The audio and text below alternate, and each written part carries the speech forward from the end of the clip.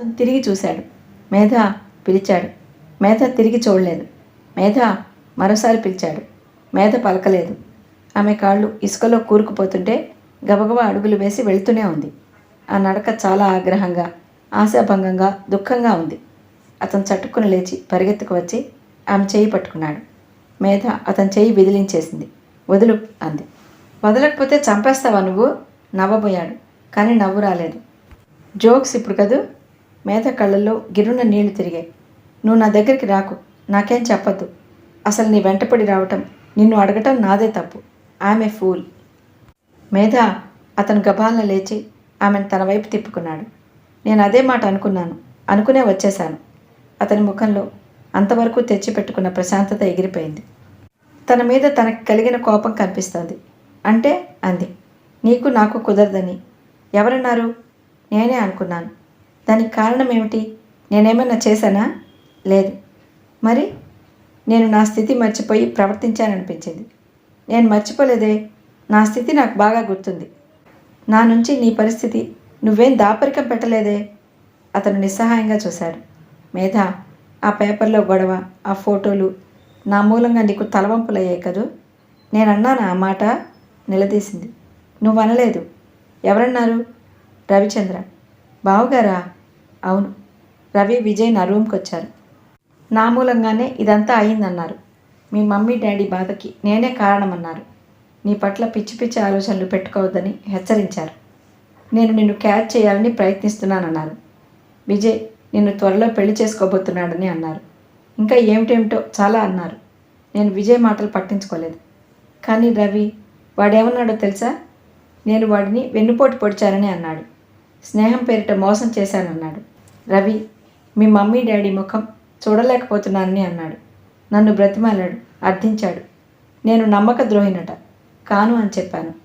వాళ్ళు వెళ్ళిన తర్వాత ఆలోచించాను. నా మూలంగా మీకెవరికీ బాధ కలగకూడదు. నువ్వు ఈ గొడవ అయిన తర్వాత నా కంటికి కనిపించలేదు. నేను ఇక ఆ ఊళ్ళో ఉండలేకపోయాను. అక్కడే ఉంటే నీకు ఫోన్ చేయాలని, నీతో మాట్లాడాలని నా మనసు పరితపిస్తోంది. గుండె రాయి చేసుకుని వచ్చేసానన్న మాటే కానీ నా మనసంతా పిచ్చి పిచ్చిగా ఉంది. అసలు నేను ఎందుకు బ్రతుకుతున్నానో అర్థం కావటం లేదు.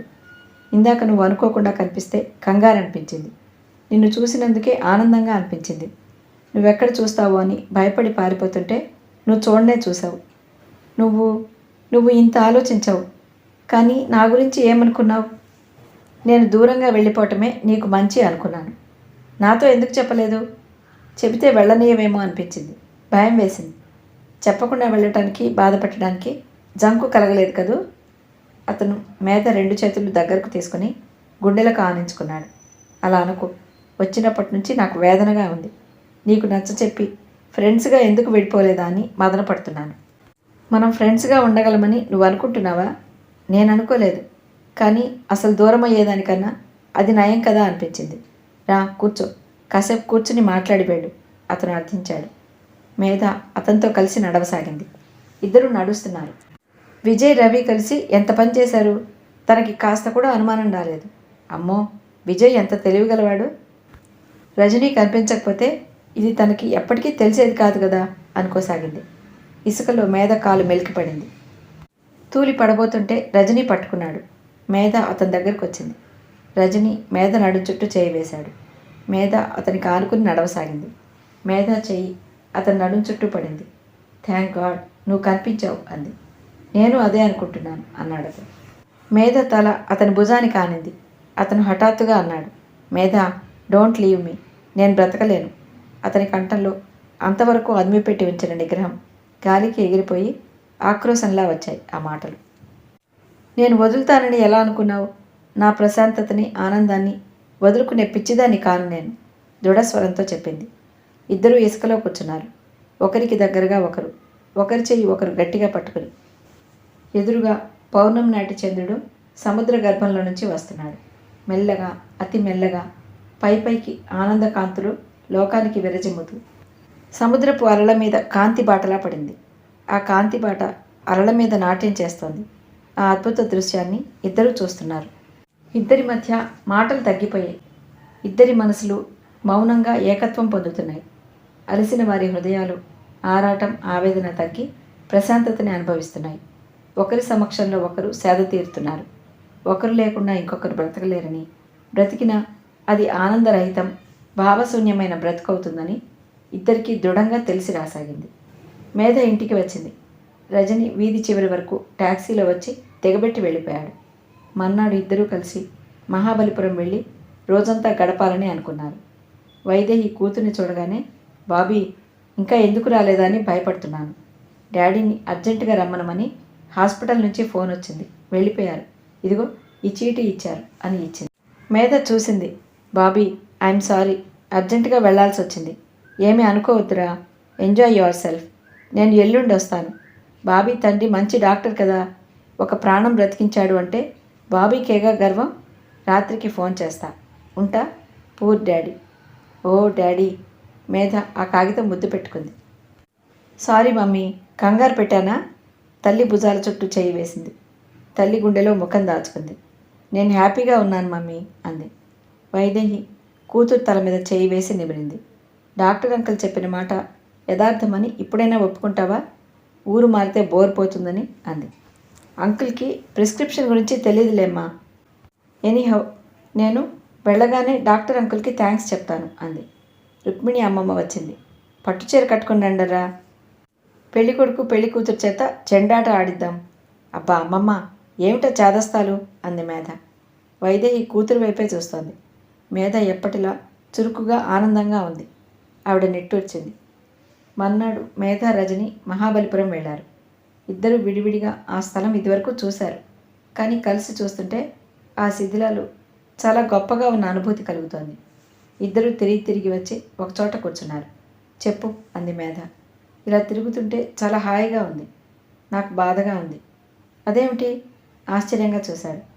ఇంకో గంటలో మళ్ళా బస్ ఎక్కామంటే వెళ్ళిపోతాం, ఎవరింటికి వాళ్ళం. మళ్ళా కలుసుకునే వరకు భయం, ఆందోళన, కంగారు. నా వల్ల కావటం లేదు. అతను దూరంగా చూస్తూ కూర్చున్నాడు. మేధ అతని చెవిగిల్లింది. అబ్బా అన్నాడు అతను. మాట్లాడమే. దేనికి? నేను అన్నదానికి. ఏం చెప్పను? ఏదో ఒకటి చెప్పు. పరిష్కారం నా దగ్గరుంటే నేను ఇన్నాళ్ళు ఆగేవాణ్ణి కాదు, ఎప్పుడో చేసేసేవాణ్ణి. మేధ అతని భుజం మీద తలా మోచెయ్యి ఆనించి చెంపకి అరచెయ్యి ఆనించుకుని అతని ముఖంలోకి చూడసాగింది. అతను క్షణంసేపు రెప్పవేయకుండా మేధ కళ్ళల్లోకి నిస్సంకోచంగా అక్కడేదో జవాబు వెతుకుతున్నట్టుగా చూశాడు. మేధ కళ్ళల్లో ఆనందం, చిలిపితనం నాట్యం చేస్తున్నాయి. అతని కళ్ళు చాలా సీరియస్గా అయ్యాయి.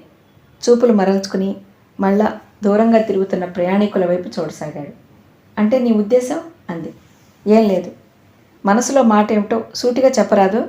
అతను మాట్లాడలేదు. అతని మౌనం మేధకి బాగానే అర్థమైంది. అతని పురుషాహంకారం అడ్డొస్తోంది. తన నోటి నుంచి ఆ మాట రావాలని అతను చూస్తున్నాడు. అతని నోటి నుంచి ఆ మాట వస్తే వినాలని తనకి ఆశ. చొరవ ఎవరు తీసుకుంటారో వాళ్ళ మీదనే బాధ్యత ఉంటుంది కదూ అంది. అవును. నీకేమనిపిస్తుంది? అతని పక్కకి తిరిగి మేధ ఒడిలో తలదాచుకున్నాడు. మేధ, నేను ఇక ఇలా దూరంగా ఉండలేను. నిన్ను వదిలిన క్షణం నుంచి మళ్ళా నిన్ను చూడగలనా అనే భయం నన్ను రాక్షసులా బెదిరిస్తోంది. మేధ అతని తల మీద చేయి వేసింది. అతని బాధ తనకి అనుభవమే కాబట్టి బాగానే తెలుస్తోంది. అతని జుట్టులోకి వేళ్లు పోనిచ్చి సరిచేస్తూ చెప్పింది. ఇలా ఎక్కువ కాలం ఉండటం నాకు ఇష్టం లేదు. నేను హైదరాబాద్ వెళ్ళగానే మమ్మీకి, డాడీకి మన గురించి చెప్పేస్తాను అంది. అతని చేతివేళ్ళు ఆమె చీర కుచ్చెళ్ళని గట్టిగా పట్టుకున్నాయి. క్షణమాగి అన్నాడు.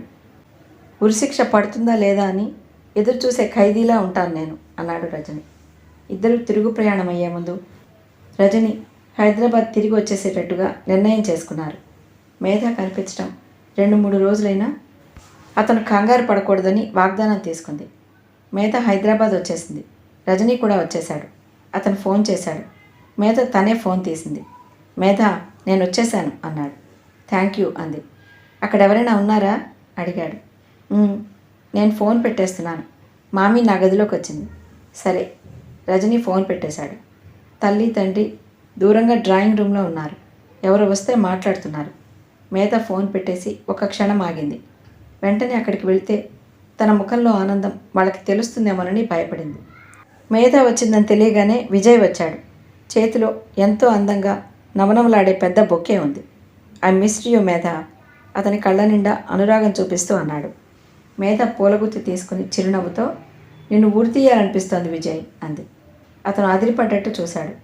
మేధ కళ్ళల్లో చిరునవ్వు చూడగానే తనని తను నిలవరించుకుంటూ, చంపటానికి ప్రేమను మించిన మార్గం లేదు మేధ అన్నాడు. మేధ అతన్నే చూస్తోంది. అతని సంస్కారం, చిరునవ్వు వెనుక ఎంత హిపోక్రసీ ఉందో అర్థమవుతోంది. మేధ సుహాసినికి ఫోన్ చేసింది. రవిచంద్ర తీశాడు. నేను మీతో మాట్లాడిన బావగారు. ఎందుకనమ్మా? మీరు నాకు నచ్చని పని చేశారు.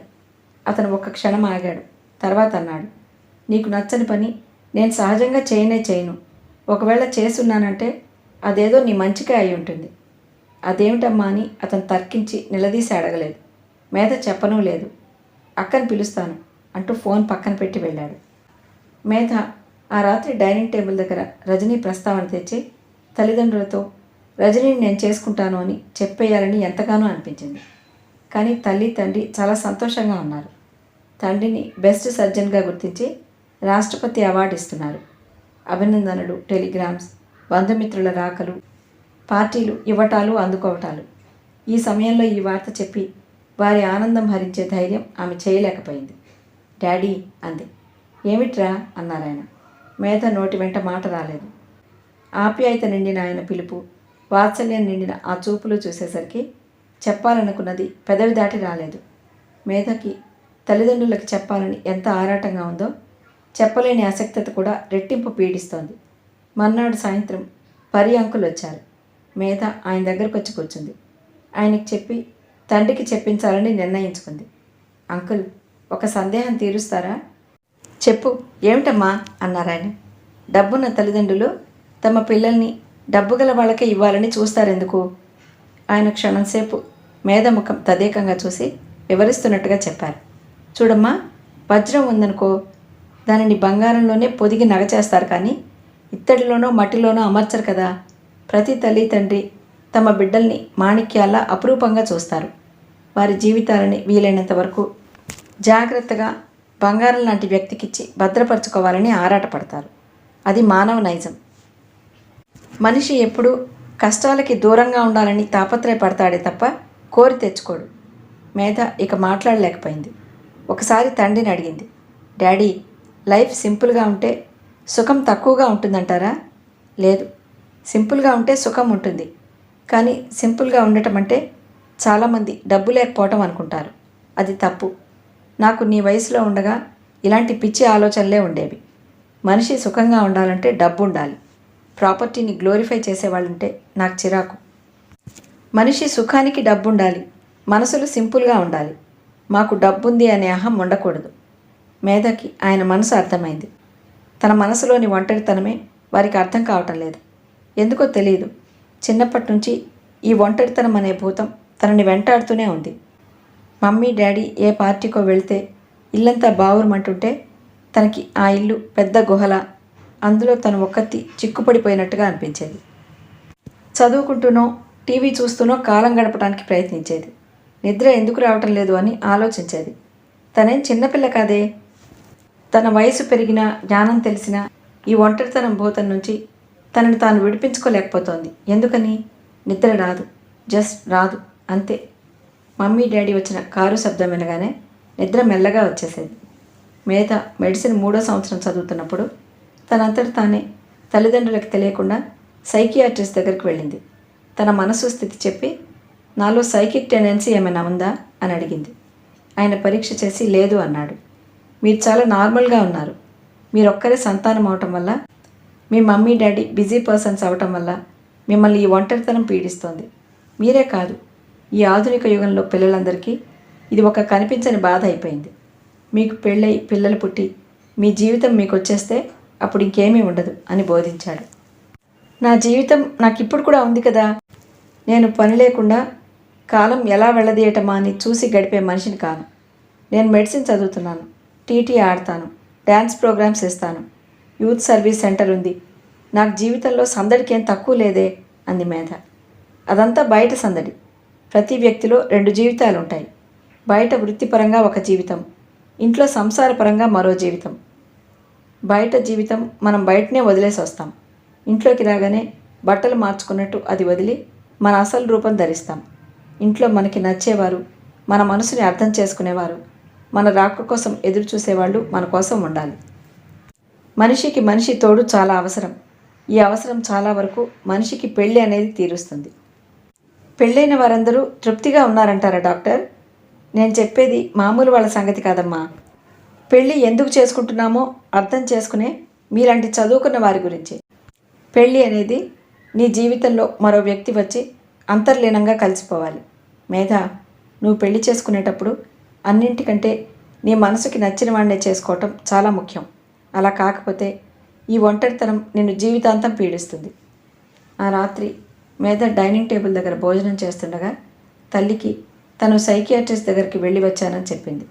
వైదేహికి మొదట కూతురు ఏం చెప్తోందో అర్థం కాలేదు.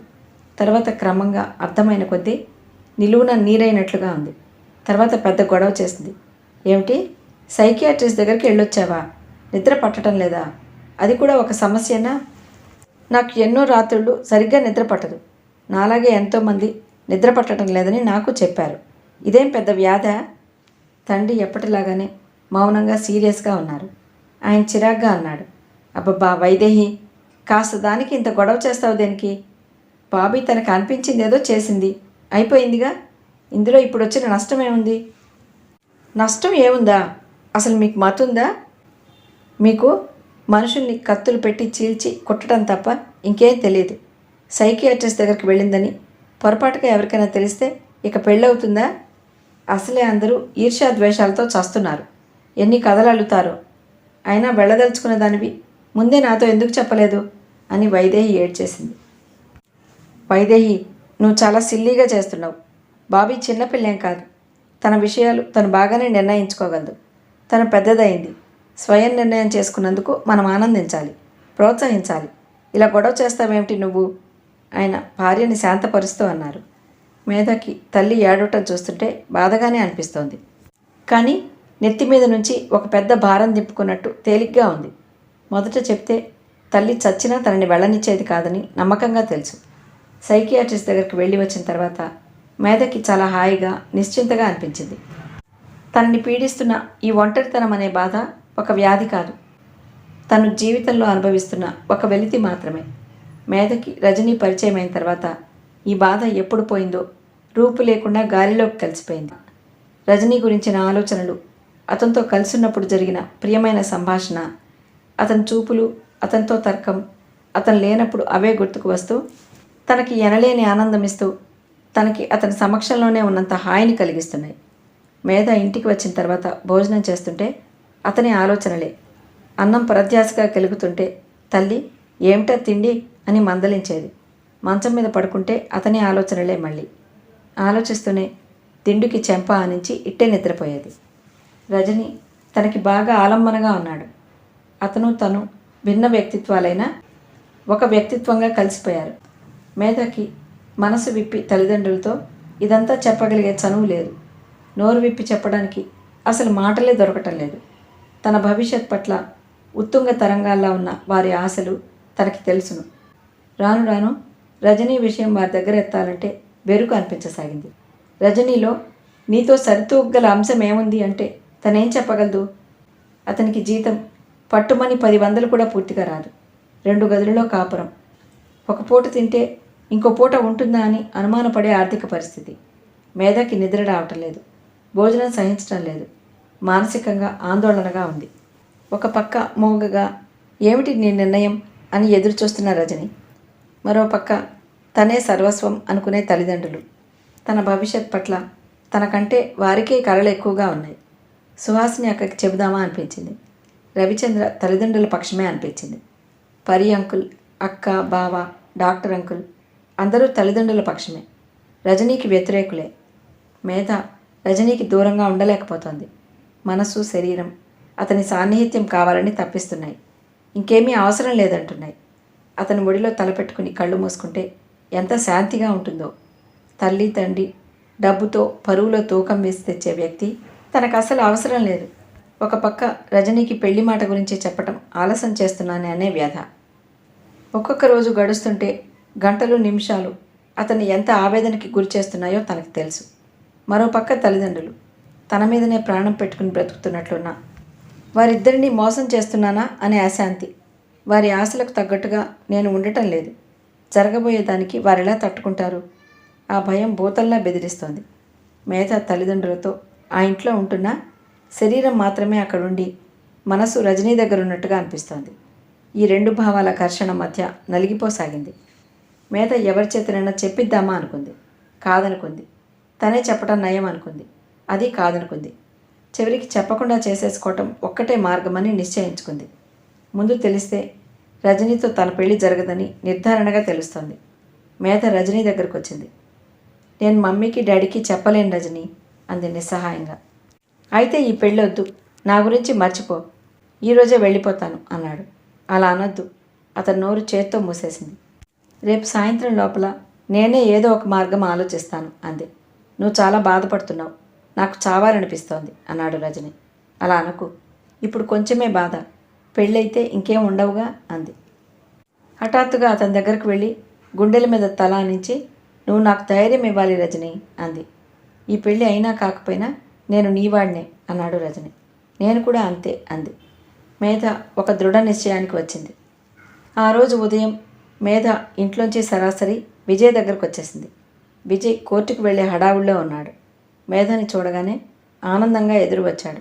విజయ్, నేను మమ్మీ డాడీ దగ్గర నుంచి విడిపోయి బయటికి వచ్చేశాను. నాకు ఇష్టమైన వ్యక్తిని ఎవరి ప్రమేయం లేకుండా సింపుల్గా పెళ్లి చేసుకుని నాకుగా నేను ఆ వ్యక్తితో స్వతంత్ర జీవనం గడపాలని అనుకుంటున్నాను. వివాహం కోసం అంత ఆడంబరం నాకు గిట్టదు అంది. ఏమిటి, నువ్వు ఇంట్లోంచి వచ్చేసావా అన్నాడు విజయ్. అవును, ఇంట్లోంచి వెళ్ళిపోతున్నాను అని చీటీ రాసిపెట్టి వచ్చేశాను. ఈ క్షణం నుంచి నువ్వు నా లాయర్వి. నాకు నా తల్లిదండ్రుల నుంచి రక్షణ కావాలి. విజయ్ ముఖం ఆనందంతో 1000 క్యాండిల్స్ బల్బులా వెలిగిపోయింది. మేధ ఇంట్లోంచి వచ్చేసింది. మ్యారేజ్ చేసుకుంటుందా? ఇలాంటిదేదో జరుగుతుందని అతను ఎదురు చూస్తున్నాడు. ఆ ప్రదీప్ గొడవ మూలంగా మేధ ఈ నిర్ణయానికి వచ్చి ఉంటుంది. ఓ ష్యూర్, ఈ నిమిషం నుంచి నువ్వు నా క్లయింట్వి. నీ మీద ఈగవాలన చంపేస్తాను.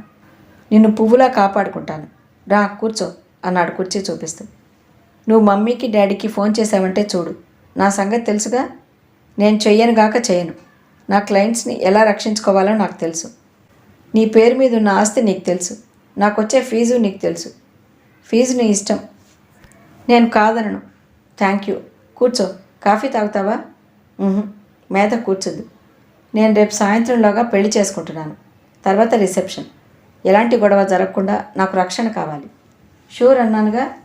విజయ్ ఉత్సాహంగా పోలీస్ స్టేషన్కి ఫోన్ చేశాడు. ఇన్స్పెక్టర్ రామనాథమా? నేను లాయర్ విజయ్ని మాట్లాడుతున్నాను.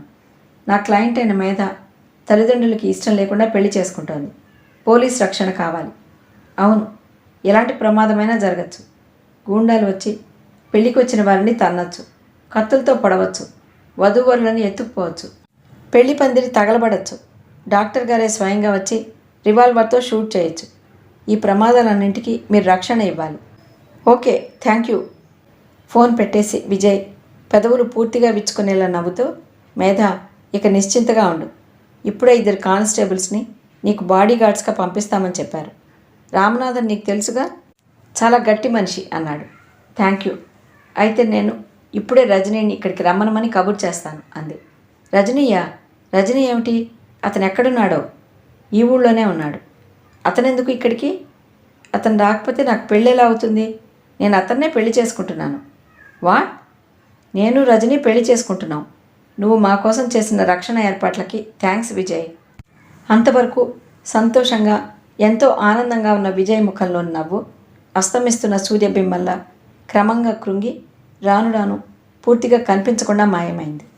ఏమిటి, నువ్వు రజనీ పెళ్లి చేసుకుంటున్నారా? అవును విజయ్, నువ్వు నన్ను కంగ్రాచులేట్ చేయవు? విజయ్ ముఖం రక్తం చుక్కలేనట్టయింది. నువ్వు నన్ను చేసుకోవాలని అనుకోలేదా? చిచి, నేను ఎప్పుడైనా అలా ప్రవర్తించానా అంది మేధ. విజయ్ ఓ గాడ్ అంటూ తలపట్టుకున్నాడు. మేధ చిరునవ్వుతో అంది. Vijay, thank God. నా జీవితంలో ఇలాంటి అవసరం వస్తుందని నాకు అండగా ఉండాలనే కాబోలు నువ్వు లాయర్ అయ్యావు. నా జీవితంలో ఇలాంటి సంఘటన ఎదురవుతుంది అని తెలిస్తే జన్మలో సచ్చినా లా చదివేవాడిని కాదు. ఇంతలో కాలింగ్ బెల్ మోగింది. విజయ్ వెళ్ళి తీశాడు. ఎదురుగా 2 కానిస్టేబుల్స్ కనిపించారు. సార్, రామనాథం గారు పంపించారు. మేధ అనే అమ్మాయికి బాడీ గార్డ్స్గా ఉండాలట కదా. విజయ్ ముఖంలో ఏడుస్తున్న నవ్వు కనిపించింది. వచ్చేసారా అప్పుడే అన్నాడు. మేధ లేచి వారిని పరిచయం చేసుకుంది. విజయ్ నెత్తిన చేయి పెట్టుకుని కూర్చున్నాడు. ఎంత దురదృష్టం, ఎంత విచిత్ర సంఘటన. తను పెళ్లి చేసుకోవాల్సిన అమ్మాయి తన దగ్గరికే వచ్చి ఇంకొకరిని పెళ్లి చేసుకుంటున్నాను, నువ్వు నా లాయర్వి అంది. తనకి తెలియకుండా చక్కటి బందోబస్తు పకడ్బందీగా ఏర్పాటు చేయించాడు. ఇప్పుడు తను కూడా ఏం చేయలేడు. ఇదే క్షణం ముందు తెలిస్తే రజనీని కాళ్ళు చేతులు విరక్కొట్టించేవాడు, లేకపోతే మేధని ఎత్తుకుపోయేవాడు. ఇప్పుడు తనేం చేయలేడు. తనే మేధా రజనీల సంరక్షణ కవచం ఏర్పాటు చేశాడు. నాకన్నీ తొందరే, నా అంత ఫూల్ ఈ ప్రపంచంలో ఎవరూ ఉండరు అతను తిట్టుకున్నాడు. మేధా రజని వివాహం చేసేసుకున్నారు. ఆనంద్ ఒక మార్గం చెప్పాడు. మేమిద్దరం వివాహం చేసుకుంటున్నాం, మీరొచ్చి ఆశీర్వదించండి. ఇట్లు మేధా రజని అనే శుభలేఖలు ప్రింట్ చేయించి అందరికీ పంపించాడు. అందరికీ పంపినట్టే మేధా తల్లిదండ్రులకి పంపించాడు. మేధాకి అది ఇష్టం లేదు, అయినా అంగీకరించింది. అంతకంటే గత్యంతరం లేదు. పెళ్ళైన తర్వాత ఎక్కడుండాలి, ఎలా తినాలి, చదువు మాట ఏమిటి అని వేధిస్తున్న ప్రశ్నలన్నింటినీ మేధ పక్కకి తోసేసింది. ఏమో అవే నాకు తెలియవు, వాటికి ప్రాధాన్యత లేదు. ఇప్పుడు పెళ్ళి ఒకటే ముఖ్యం, అది జరిగి తీరాలి. తను కళ్ళు మూసుకుని ఈ నా ఇష్టం అనే సముద్రంలోకి దూకుతుంది. ఈత వస్తే బ్రతికి బయటపడుతుంది, లేకపోతే ఏమో. మేధ ఆ పైన ఆలోచించదలుచుకోలేదు. ఆలోచనల కంటే వాటిని ఎదుర్కోవటం ఒక్కటే పరిష్కారం అనిపించింది. పెళ్లి టైం దగ్గర పడింది. చాలా కొద్ది మందే వచ్చారు. ఆనంద్ ఫ్రెండ్స్ వచ్చారు, రోహిణి వచ్చింది. సాయంత్రం అయింది, పార్టీ మొదలైంది. మేధ పాలిపోయిన ముఖంతో నిలబడింది. ఒక్కొక్కరే వస్తున్నారు. ఇంతమంది వస్తారని మేధ అసలు అనుకోలేదు. అందరి కళ్ళల్లో కుతూహలం, ఆశ్చర్యం, వినోదం, కొంతమందిలో రాక్షసానందం. అందరూ రజనిని యగాదిగా నకసిక పర్యంతం పరీక్షగా చూస్తున్నారు. గుసగుసలాడుతున్నారు, నవ్వుకుంటున్నారు. ఆ క్షణంలో మేధకి తన బ్రతుకు నవ్వుల పాలు చేసుకుని తల్లిదండ్రుల జీవితాలని అపహాస్యం చేశానా అనిపించింది. మేధకి గుండెలు వేగంగా కొట్టుకుంటున్నాయి. డాడీ ఎక్కడా? పోలీసుల్ని తీసుకొస్తున్నారా? రివాల్వర్ తెస్తున్నారా? మా ఇద్దరిని షూట్ చేస్తారా? ఇంత జరిగిన తర్వాత చేయకుండా ఉంటారా? తనది రజనీది ఇద్దరి శవాలు ఒకే చితి మీద ఒకేసారి మండటం మేధ కళ్ళ ముందు కనిపిస్తుంది. పార్టీ ముగుస్తుండగా వరమ్మ వచ్చింది. మేధ ఎదురు పరిగెత్తింది. వరమ్మ, మమ్మీ డాడీ ఏరి? ఏమంటున్నారు? సాయంత్రం ఫ్లైట్లో బొంబాయి వెళ్ళారమ్మా. బొంబాయి వెళ్ళారా? అవును. శుభలేఖ అందిందా? ఎందుకు అందలేదు? ఆనంద్ బాబు స్వయంగా వచ్చి ఇచ్చాడు కదా. డాడీ ఏమన్నారు? అమ్మగారు అది చూసి ఏడ్చి గోల చేస్తుంటే అయ్యగారు రివాల్వర్ తెచ్చి, ఒక్క మాట మాట్లాడావా, నిన్ను షూట్ చేసి నేను చేస్తాను అన్నారు. పెట్టే సర్దుకో, మనం బాంబే వెళ్తున్నాం అన్నారు. ఇద్దరు వెళ్ళిపోయారు. ఏంటి, బాంబే వెళ్ళిపోయారా? వాళ్ళని ఇంత బాధ పెట్టిన తనని ఒక్క మాట అనకుండా అలా మౌనంగా వెళ్ళిపోవటం, వాళ్ళు తిట్టిన దానికంటే, కొట్టిన దానికంటే, షూట్ చేసిన దానికంటే కూడా బాధగా అనిపించింది. మేధ ముఖంలో రక్తపు బొట్టు లేనట్లయింది. మేధ తూలి పడబోతుంటే రజని పట్టుకున్నాడు. విజయ్ రోహిణికి ఫోన్ చేశాడు. హలో, రోహిణియే పలికింది. నేను విజయ్ని మాట్లాడుతున్నాను.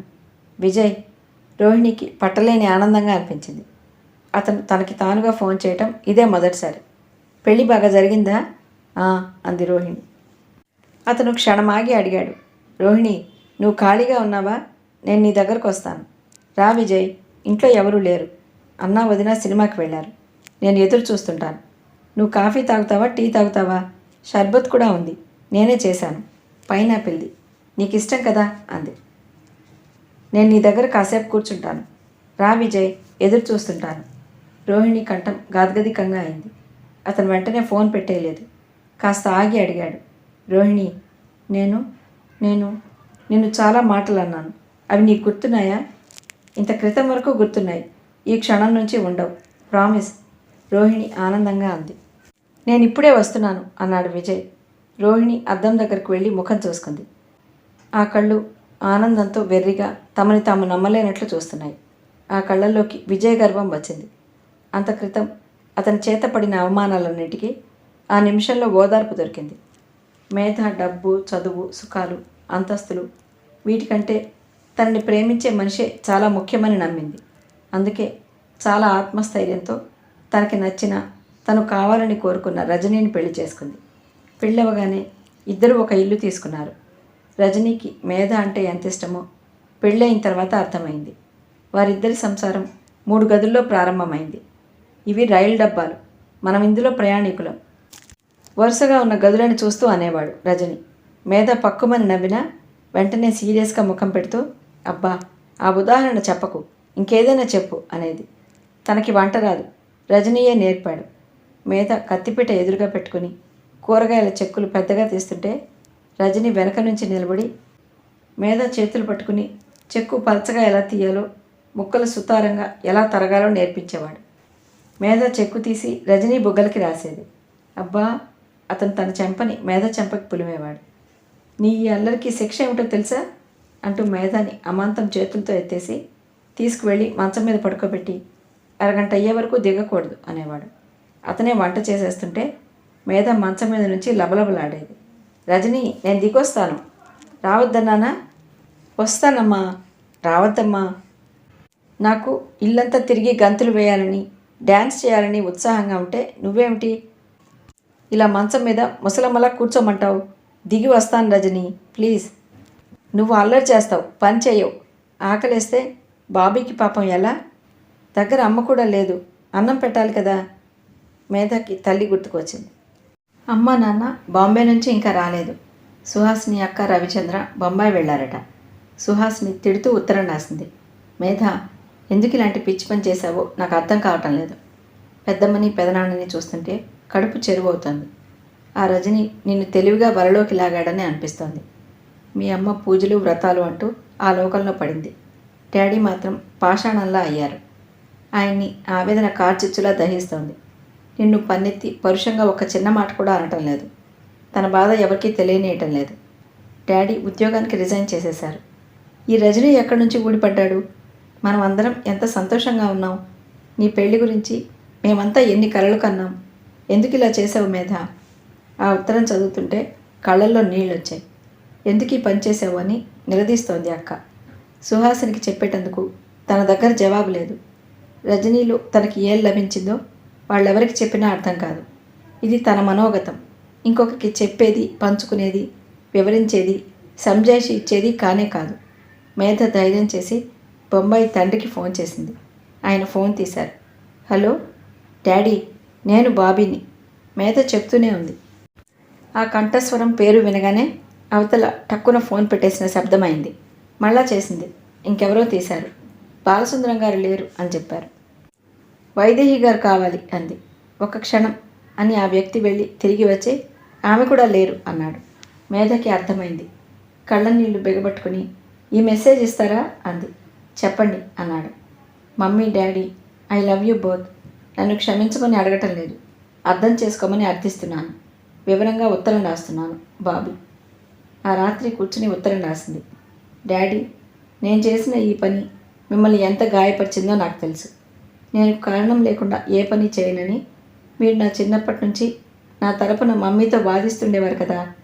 ఆ మాట ఇప్పుడు ఒకసారి గుర్తు చేసుకోండి డాడీ.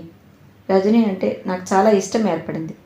అతని చదువు, ఆర్థిక స్థితి పెళ్లి చేసుకోవడానికి నాకు అడ్డనిపించలేదు. నా పట్ల మీరు పెట్టుకున్న ఆశలు నాకు తెలుసు. మీరు మీ అల్లుడిగా మీ అంతటి మీరు అంగీకరించలేరని అర్థం చేసుకున్నాను. నేను మొదట నా భర్తగా స్వీకరిస్తే తర్వాత మీరు నా భర్తని గౌరవిస్తారని ఎంతో ఆశపడ్డాను. డాడీ, మమ్మీ మీ ఇద్దరిని నేను ఒకటే అడుగుతున్నాను, జవాబు చెప్పండి. చిన్నప్పటి నుంచి మీ ఇద్దరూ నాకు స్వతంత్రం ఇచ్చి పెంచారు. నాకు ఇష్టమైన గౌన్లు వేసుకోమని, నాకు ఇష్టమైన చదువునే చదువుకోమని, చివరికి ఫ్రెండ్స్ విషయంలో కూడా నాకు ఇష్టమైన వారిని ఎన్నిక చేసుకుంటే ఈ అన్ని విషయాల్లో నన్ను మీరు ప్రోత్సహించి అభిమానించారే తప్ప విసుక్కోలేదు. ఒక్కరోజు కూడా నా ఫ్రెండ్స్తో నేను ఎలా ప్రవర్తిస్తున్నానో, ఎక్కడ తిరుగుతున్నానో మీరు చెక్ చేయలేదు. ఒకసారి నేనే అడిగితే నువ్వు మాకంటే జాగ్రత్తగా ఉంటావురా, ఆ సంగతి మాకు తెలుసు, అందుకే మాకు నిశ్చింత అన్నారు. నేను ఏనాడు వాటికి భంగం కలిగించేటట్టు ప్రవర్తించలేదు. ఈ పెళ్లి విషయంలో కూడా నేను అలాంటి పని చేయలేదని మీరు రజనీని దగ్గరగా గమనిస్తే అర్థమవుతుంది. తల్లిదండ్రులు పిల్లలకి పెళ్ళి ఎందుకు చేస్తారు? వారు సుఖంగా ఉండాలనే కదా. మీకు కావాల్సింది నా సంతోషమే అయితే నేను చాలా సుఖంగా ఉన్నాను డాడీ. నేను మీరు కోరిన వ్యక్తిని చేసుకుని జీవితాంతం బాధపడే కంటే స్వతంత్రించి నా ఇష్టం వచ్చిన వ్యక్తిని చేసుకుని ఆనందంగా ఉండటం మంచిదనుకున్నాను. వైవాహిక జీవితంలో ప్రేమానురాగాలు లేకపోతే మిగతావి ఎన్ని ఉన్నా వెలితిగానే ఉంటుందని మీరే ఎప్పుడూ అనేవారుగా డాడీ. నేను మీకు చెప్పకుండా స్వతంత్రించి ఈ పెళ్లి చేసుకుని మీకు బాధ కలిగించాను నిజమే. కానీ ఒక్కటే అడుగుతున్నాను, మీకు గుర్తుందా, టీటీకి మొదటిసారి టోర్నమెంట్స్కి పేరిచ్చి సెలెక్ట్ అయిన తర్వాత మీకు చెప్పాను. మెడిసిన్ ఎంట్రన్స్ రాసి సీట్ వచ్చిన తర్వాత మీకు చెప్పాను. మీ పరుగుతోనో లంచం ఇచ్చో సీట్ రావటం నాకు ఇష్టం లేదు. ఆ రోజున మీరు ఎంత మెచ్చుకున్నారు. ప్రేమగా నా వీపు తట్టి బ్రేవ్ గర్ల్ అన్నారు. నా స్వయం నిర్ణయాన్ని ప్రశంసిస్తూ I'm proud of my Bobby అంటూ అందరికీ ఎంతో ఆనందంగా చెప్పారే. నేను పెళ్లి చేసుకుని మీ నుంచి ఎక్కడికి వెళ్ళిపోలేదు డాడీ. నా వైవాహిక జీవితం కాస్త కుదుటపడిన తర్వాత స్వయంగా వచ్చి మిమ్మల్ని తీసుకువచ్చి నేనెంత ఆనందంగా ఉన్నానో చూపించాలని అనుకున్నాను. మమ్మీ, డాడీ, నా ఇష్టం వచ్చిన వ్యక్తిని నేను చేసుకుని ఆనందంగా ఉన్నాను. నేను సంతోషంగా ఉండటమే మీకు ముఖ్యమైతే నన్ను స్వీకరించండి. నేను ఫోన్ చేస్తే పలకండి డాడీ, మాట్లాడండి. కనీసం నన్ను తిట్టైనా మీ కోపం శాంతపరచుకోండి. ఇట్లు మీ మేధ. మేధ ఆ ఉత్తరం రాసి కవర్లో పెట్టి అంటిస్తూ అనుకుంది, నేను వాళ్ళని చాలా బాధ పెట్టాను. వాళ్ళ బాధ నేనే అర్థం చేసుకుని సహనంతో వారికి దగ్గరే వారిని నా దగ్గరకు తీసుకోవాలి. వాళ్ళ ఆపేక్ష అంతఃకరణలు లేకుండా పోతే నేను నా ఈ వైవాహిక జీవితం కూడా ఆనందంగా గడపలేను. ఈ పెళ్ళి నన్ను వారి నుంచి విడదీయలేదని, రజని నన్ను వారి నుంచి కొల్లగొట్టలేదని వారికి అర్థమయ్యేలా చేస్తాను, చేసి తీరుతాను. వాళ్ళని వీలైనంత త్వరగా ఈ బాధ నుంచి విముక్తి చెందేలా చేయాలి. వాళ్ళకి నేనంటే ఎంత ప్రాణమో నాకు తెలుసు. వారిద్దరూ అనుభవిస్తున్న ఒంటరితనం నాకు గుర్తుకొస్తుంటే చాలా బాధగా ఉంది అనుకోసాగింది. తండ్రి దగ్గర నుంచి ఇంకా జవాబు రాలేదు. పరి అంకుల్ కూడా ఊళ్ళో లేరు. భార్యకి కీళ్లవాతం ఎక్కువైంది. ఆవిడని వేడి నీటి ఊటల్లో స్నానం చేయించడానికి నార్త్ వెళ్ళారు. ఆయన వస్తే తనకి సులభం అయ్యేది. మేధ ఆయన రాక కోసం కూడా వేచి చూస్తోంది. తన పెళ్ళిని ఆయన తప్పక సమర్థిస్తారని మేధకి తెలుసు. ఆయనే గనక ఊళ్ళో ఉంటే అసలు ఇంత సమస్య ఉండేది కాదేమో. రజనీ దగ్గరకు వచ్చి మేధ కళ్ళ ముందు చేయాడిస్తూ, అల్లరమ్మాయి ఇలా ఒక్కసారి మూగమ్మాయి అయిపోయిందేమిటి అన్నాడు. పనిష్మెంట్ టైం అయిపోయింది, తమరిక మంచం దిగచ్చు అని ఆదేశించాడు. మేధ మంచం మీద నుంచి దిగింది. వెంటనే వచ్చి వెనక నుంచి అతని మెడ చుట్టూ చేతులు పెనవేసి భుజం మీద తలదాచుకుంది. మమ్మీ డాడీ గుర్తుకొచ్చారు కదూ అన్నాడు. మేధ మాట్లాడలేదు.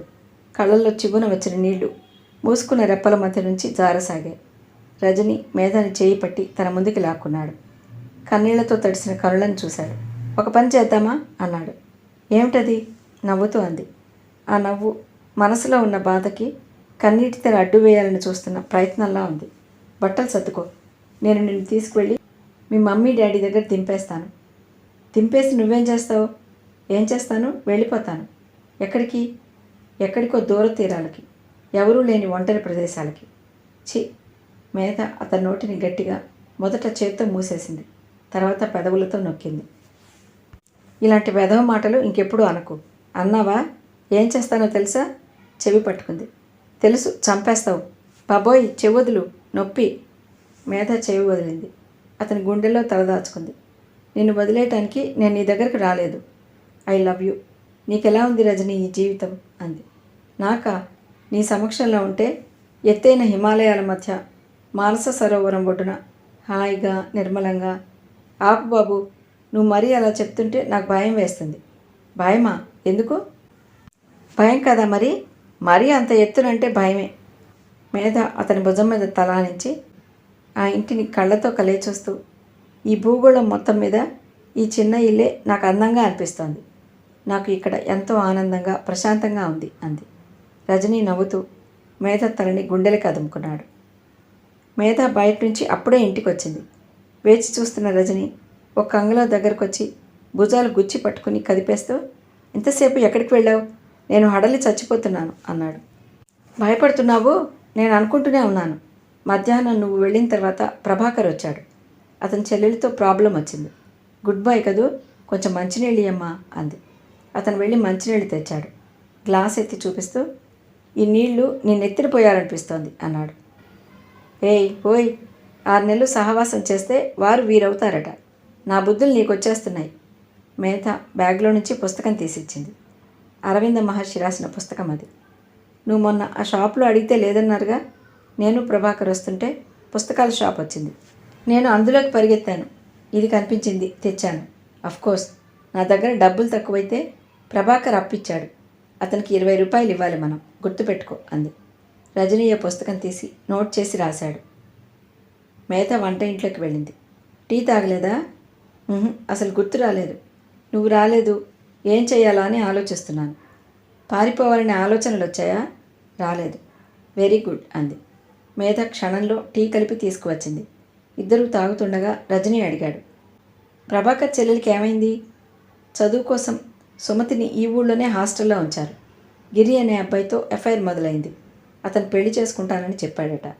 అతని రూమ్కి వెళ్ళి రావటం జరిగింది. ప్రెగ్నెంట్ అయింది. 5వ నెల. ఈ విషయం తెలిసి ప్రభాకర్ అతనికిచ్చి పెళ్లి చేద్దామని వెళ్ళాడు. తీరా ఎంక్వైరీ చేస్తే అతనికి పెళ్ళయిందని, 2 పిల్లలని, ఆ అమ్మాయి కర్నూలులో టీచర్గా పనిచేస్తోందని తెలిసిందట. ఈ సంగతి తెలియగానే ప్రభాకర్కి మతిపోయింది. డాక్టర్ దగ్గరికి వెళితే అబార్షన్ వీలు కాదని అంది. ఏం చేస్తారు ఇప్పుడు? ప్రస్తుతానికి ఉమెన్స్ హాస్టల్లో ఉంచాం. సుమతి ఒకటే ఏడుపు. ఈ ప్రపంచంలో ఇలా చాలా మోసాలు జరుగుతూనే ఉంటాయని, అది మనసుకు తీసుకోవద్దని ప్రభాకర్ నేను చెప్పాం. ప్రభాకర్కి పాప సుమతి అంటే ప్రాణం. ఆఖరి చెల్లెలు. పెద్దక్కలిద్దరికీ చదువు లేదు. ఈ అమ్మాయిని చదివించాలని ఎంతగానో అనుకున్నాడు. సుమతి ఏమీ అఘాయిత్యం చేయకుండా చూస్తున్నామని వార్డెన్కి గదిలో ఉన్న మరో అమ్మాయికి చెప్పొచ్చాం. ఏమిటో, వేసుకునేవారి నెత్తినే బాధ్యతలు పడతాయి. ప్రభాకర్కి చిన్నప్పుడే తండ్రి పోయాడు. పెద్దక్కని భర్త వదిలేశాడు. చిన్నక్క భర్త పోయాడు. చెల్లెలు సుమతి జీవితం ఇలా అయింది. పైనుంచి ఇంట్లో 2 మేనత్తలు. ఒక ఆమెను కొడుకు చోరుడు, ఇంకో ఆమెకి పిల్లలు లేరు. భర్త 2వ పెళ్లి చేసుకున్నాడు. బాగుంది. అంతమంది ఇంట్లో ఉంటే నాకైతే పిచ్చెక్కుతుంది అన్నాడు రజని. నాకు కూడా అదే అనిపిస్తోంది. కానీ ప్రభాకర్ ముఖంలో చిరునవ్వు చెక్కు చెదరలేదు. ఏం చేస్తాం? బాధ్యతలు ఎవరినెత్తిన తోస్తాం? అంతా నా వాళ్లే కదా అంటాడు.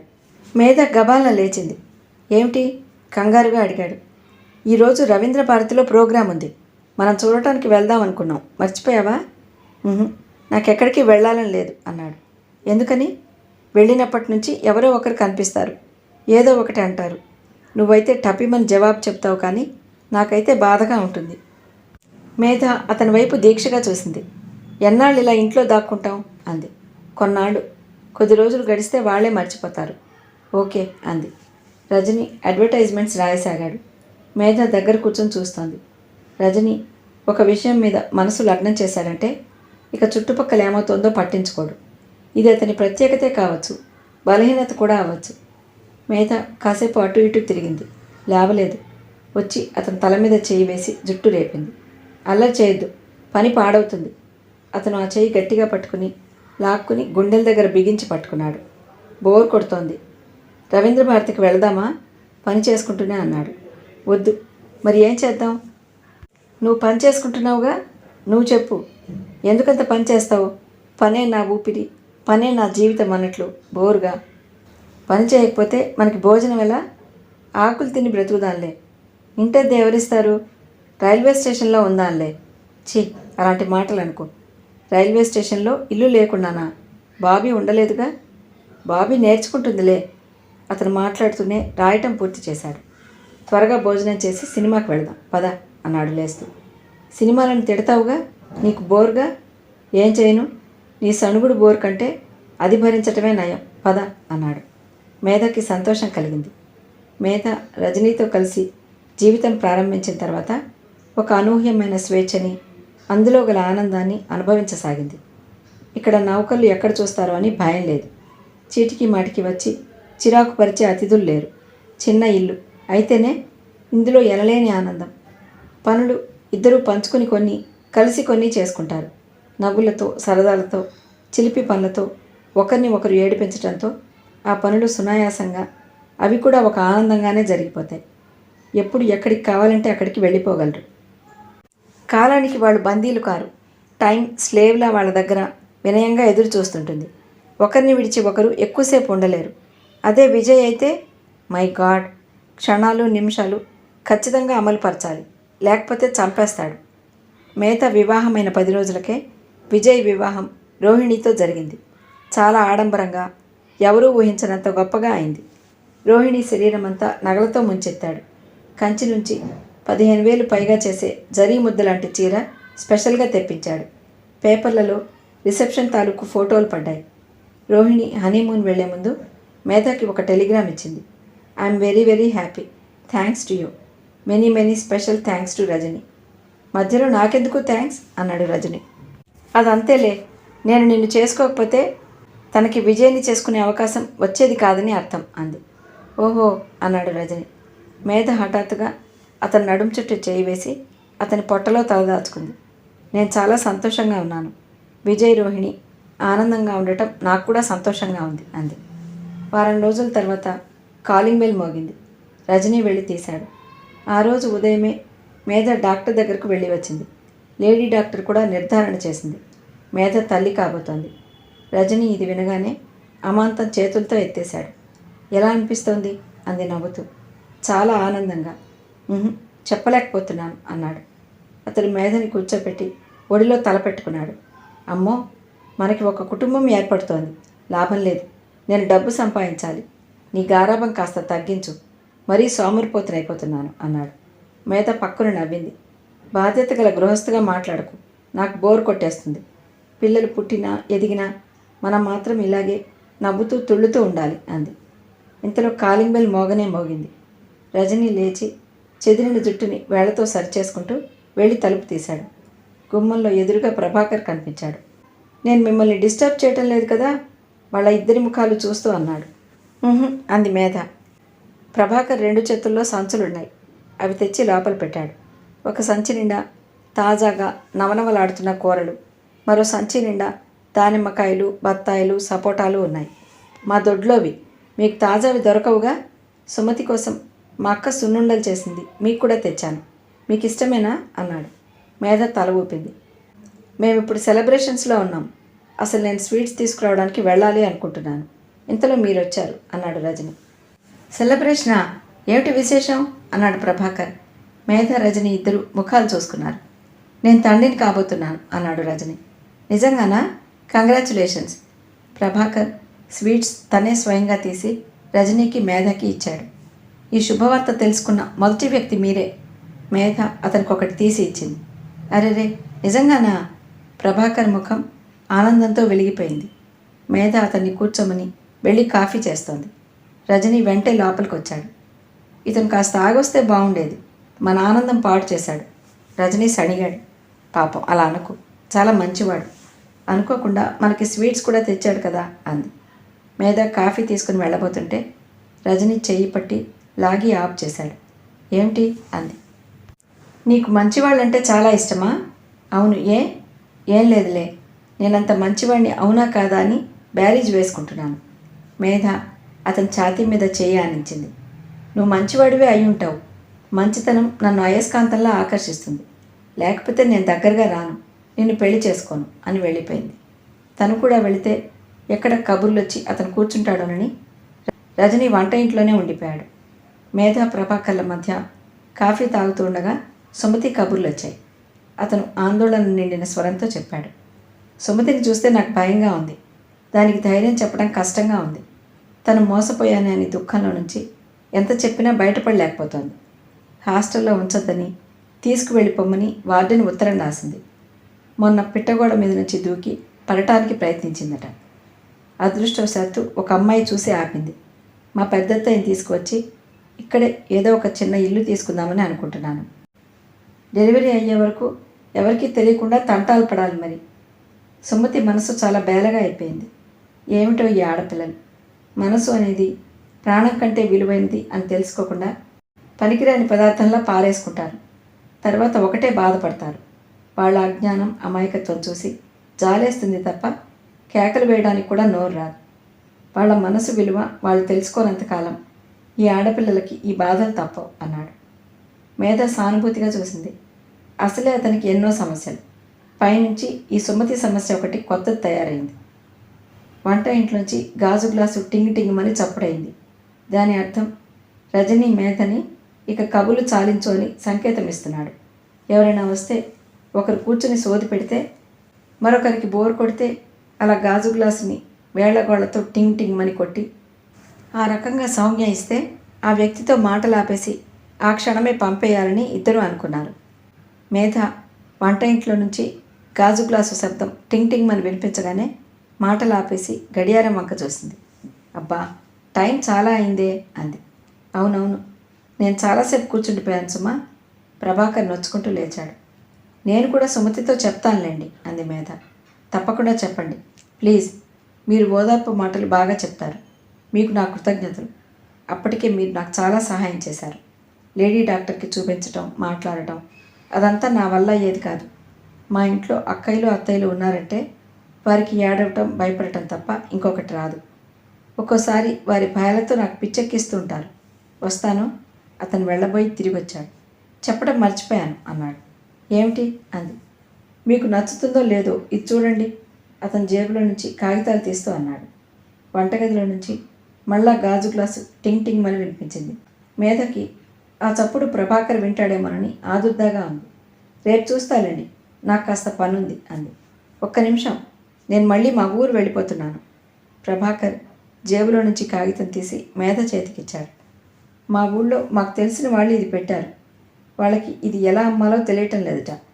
మీరేమైనా కాస్త సాయం చేస్తారేమోనని. మేధ ఆ కాగితం తీసి చూసింది. లక్ష్మి అగరబత్తి కంపెనీ అని ఉంది. ప్రభాకర్ ఒక అగరబత్తి ప్యాకెట్ కూడా తీసిచ్చాడు. పాపం వాళ్ళకి ఏం చేయాలో తెలియటం లేదు. నేను మీ సంగతి చెప్పాను.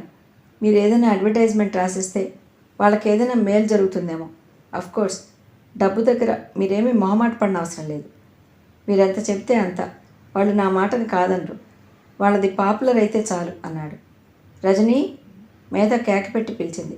రజనీ వచ్చాడు. ఇదిగో చూడు, అగరబత్తి అడ్వర్టైజింగ్. ఆలోచించాలి అన్నాడు అతను తీసుకుని చూస్తూ. మీకు ఏదైనా అడ్వాన్స్ కావాలంటే. ప్రభాకర్ జేబులో నుంచి 500 రూపాయల నోట్లు అక్కడ పెట్టాడు. ఇప్పుడేం వద్దులేండి అంది మేధ మొహమాటంగా. ఉండనియండి అన్నాడు ప్రభాకర్ బలవంతం చేస్తూ.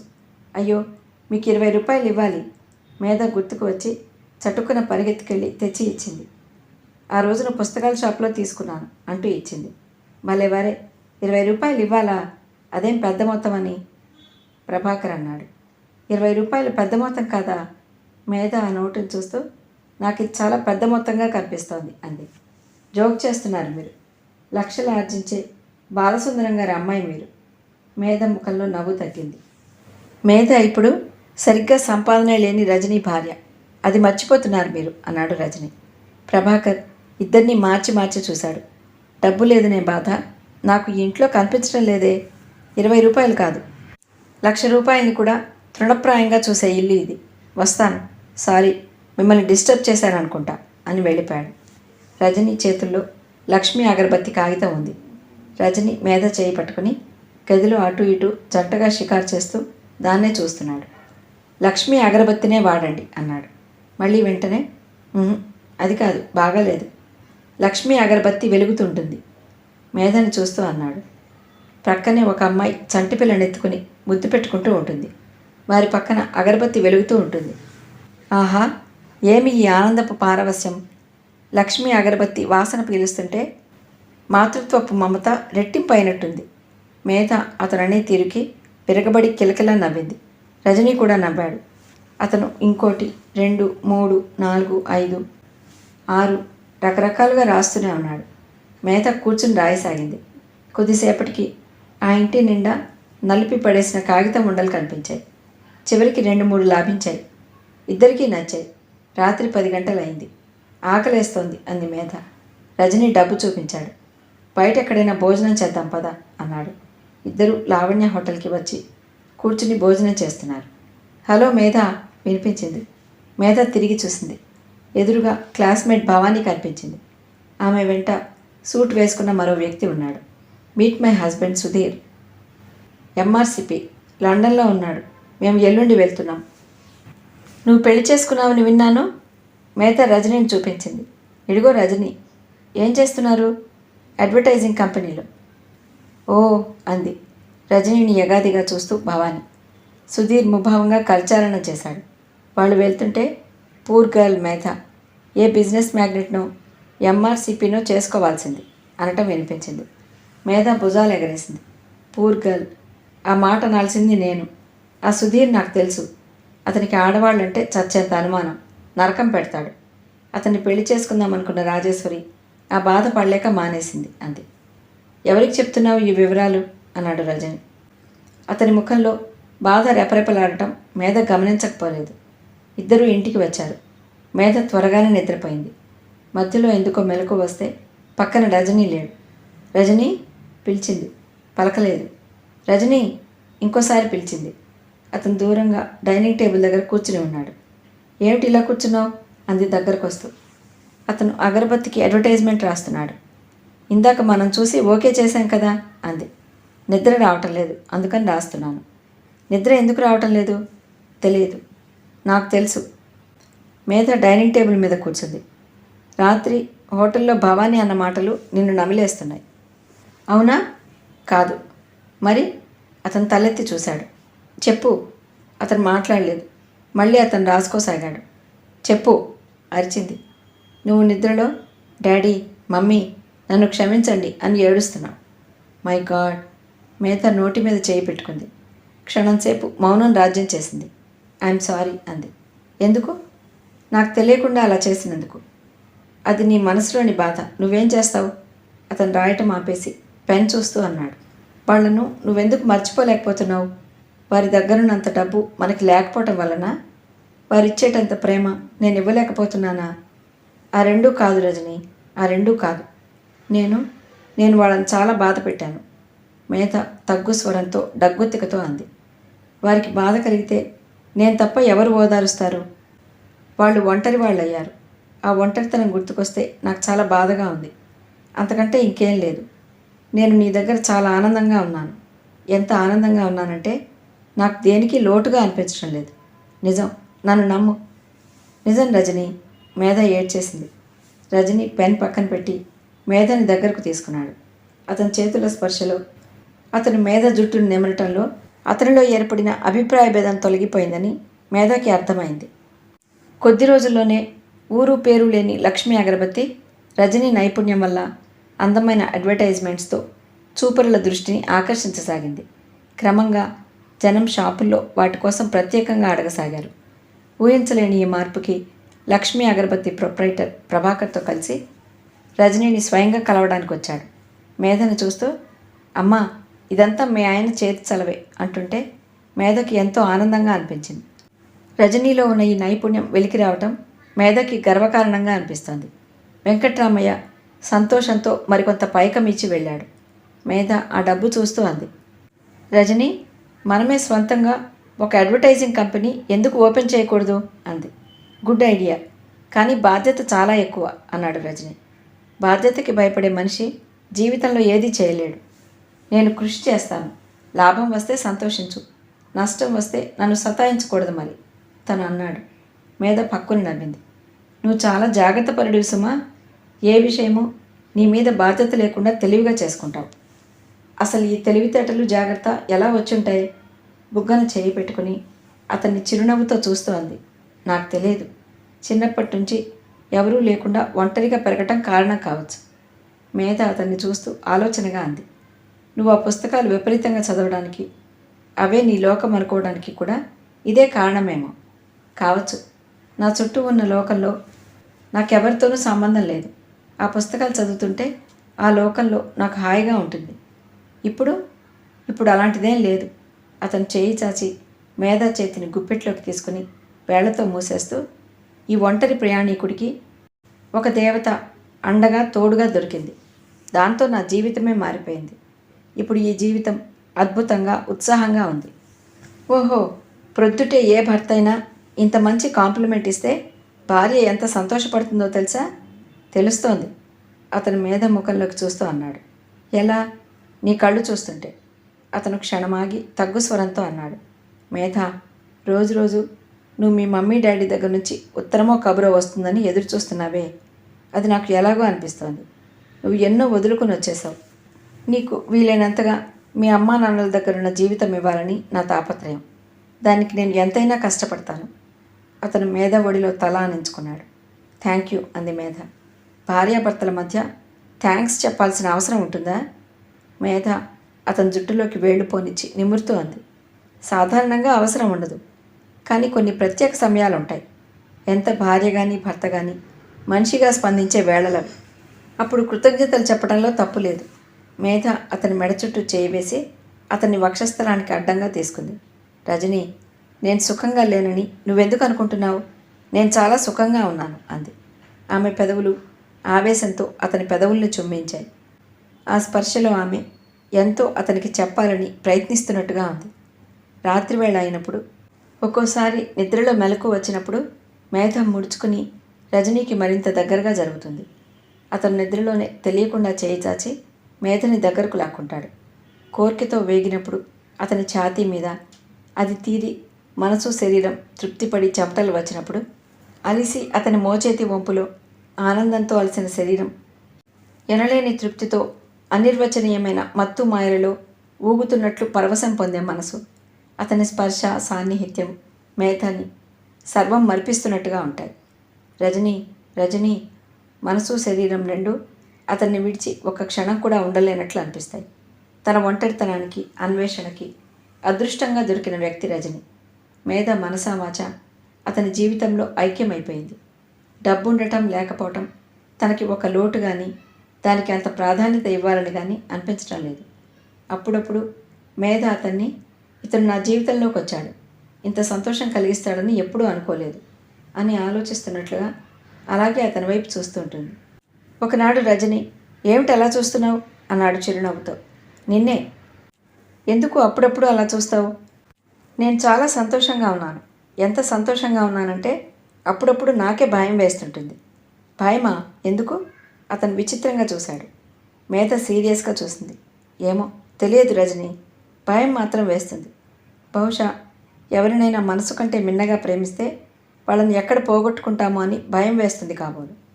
పిచ్చి పిచ్చి ఆలోచనలు మానేయి చెట్టు తల్లి. లోపల పాపాయి భయపడుతుంది అతను మందలింపుగా అన్నాడు.